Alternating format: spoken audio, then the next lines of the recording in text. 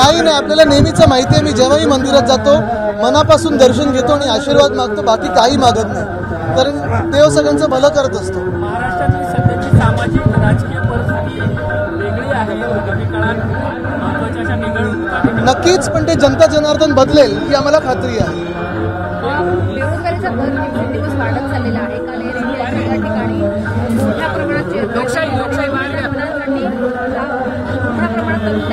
आपण काल पाहिलं असेल, एअर इंडिया मला वाटतं 600 पदांसाठी 25,000 मुलं मुली आलेले. हे देशातलं खरं चित्र आहे की आज जॉब्स अवेलेबल नाही आहेत आणि आपण पाहतोय की अनेक तरुण देशभरातून कुठेही अशी संधी असेल ते येतात. मध्ये गुजरातमध्ये झालं, महाराष्ट्रात झालं.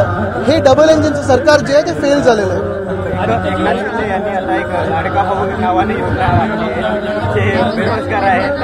त्याच्यात माहिती काढा, त्यांनी ते बजेटमध्ये सांगितलेलं होतं ठराविक लोकांना जे त्यांच्या स्किल डेव्हलपमेंट प्रोग्राममध्ये तिथे ते हे देणार आहेत, सरसकट देणार नाही आहेत. आणि खरं असं जर असेल तर मग लाडकी बहीण यांना देखील 10,000 दोघांनाही, भाऊ आणि बहीण सरसकट 10,000 देऊन टाका.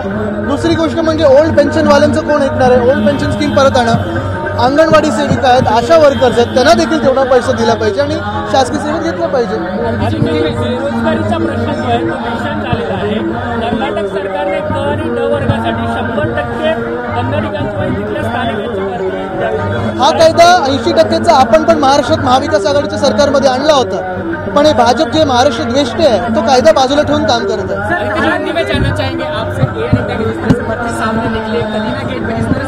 एक पिछले 10 साल में नैरेटिव बन चुका था कि विकसित भारत हो रहा है, लेकिन विकास सिर्फ भाजपा के दोस्तों का होता है, उनके कॉन्ट्रैक्टर का होता है, ना लोगों का कभी हुआ है. आज आप देख रहे हो 600 पदों के लिए, 600 जॉब अपॉर्चुनिटीज के लिए 25,000 लोग मुंबई में आ चुके थे एयर इंडिया के लिए. ऐसे ही मुझे लगता है पिछले हफ्ते में गुजरात में एक अलग कंपनी के लिए हुआ.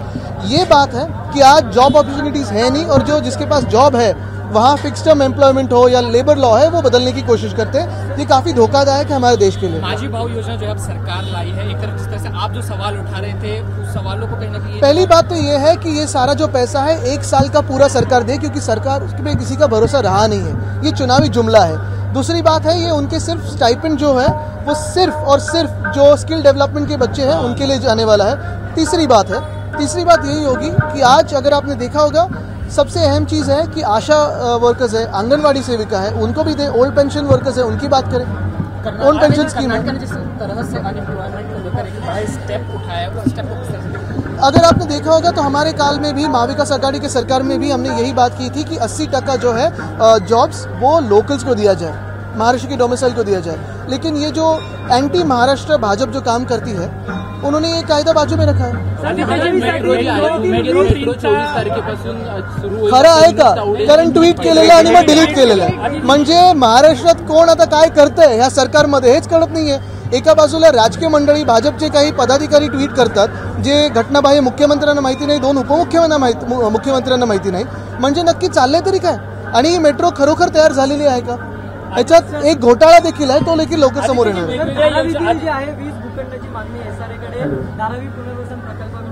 मला वाटतं आता त्यांनी एक सरसकट मागणी करून टाकावी की मुंबई ही अशीच त्यांना ईस्ट इंडिया कंपनी सारखी द्यावी.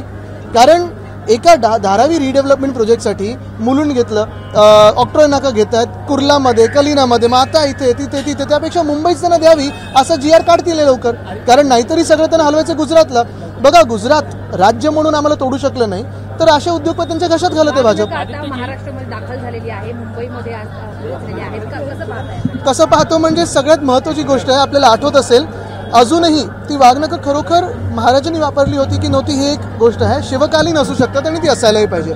पण दुसरं गोष्ट म्हणजे मागच्याच वर्षी मुनगंटीवार साहेबांनी 10 दिवसाचा एक मस्त आराम दौरा UK मध्ये काढला होता जनतेच्या पैशावर.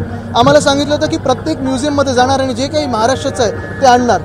किती गोष्टी महाराष्ट्राच्या परत आणलेल्या आहेत. ह्या वागणुका देखील परमनंटली मिळाल्यात की लोनवर मिळालेल्या आहेत. पैसा जनतेचा जो खर्च झाला आहे त्याची भरपाई हे स्वतःच्या खिशातून आमच्या टॅक्सपेअरच्या पैशाला देणार आहेत की नाही हा प्रश्न उद्भवतो, कारण हा नाही तर स्कॅम आहे. अनेक महत्त्वाचे जे मुंबईतले प्रकल्प आहेत त्याचा अगदी घाईगडबडीमध्ये उद्घाटन करण्यात आलेला असा आपण आरोप केला.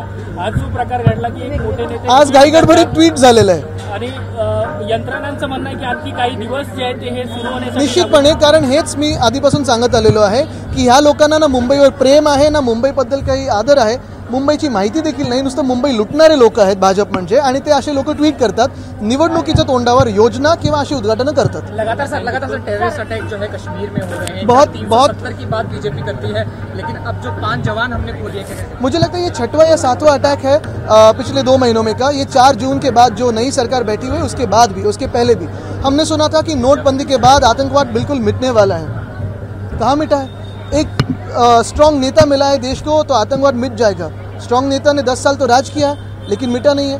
अभी यही बात है कि चाइना पे बात कोई नहीं करता है, पाकिस्तान की जो हमले हो रहे हैं उस पर बात नहीं करता है, या आतंकवादी हमले उस पर बात नहीं करता है, लेकिन यही वो भाजपा है जो हमारे किसानों को आतंकवादी कहलाता है. यही वो भाजपा है.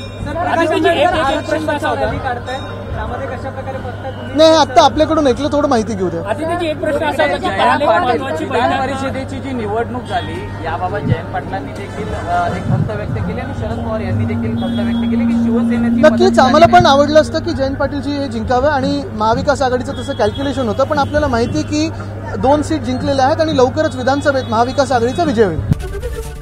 एबीपी माझा, उघडा डोळे बघा नीट.